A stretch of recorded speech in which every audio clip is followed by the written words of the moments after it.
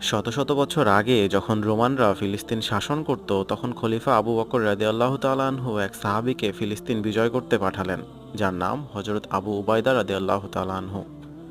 আবু উবাইদা রাদিয়াল্লাহু তাআলা আনহু ছোট্ট একটা বাহিনী নিয়ে রোমানদের বিপক্ষে যুদ্ধে নামলেন। এক খ্রিস্টান পাদ্রী মুসলমানদের নেতা আবু বকর রাদিয়াল্লাহু তাআলা আনহু এর বর্ণনা শুনে বুঝতে পারলেন তাদের কিতাব তাওরাতেও এই একই ব্যক্তির বর্ণনা দেওয়া হয়েছে। সকল ইহুদিরা আত্মসমর্পণ করল। জয় করার পরও মুসলিমরা কারো কোনো ক্ষতি করেনি, গির্জা ভাঙেনি, অমুসলিমদের নিরাপত্তা দিয়েছেন, কারণ তারা মনে প্রাণে ধারণ করতেন ইসলাম মানেই ন্যায় আর শান্তি। মুসলিমদের এরূপ ব্যবহারে ইহুদিরা অভিভূত হলো এবং একে একে ইসলাম ধর্ম গ্রহণ করতে শুরু করলো। আজ সেই ফিলিস্তিন আবার কাঁদছে।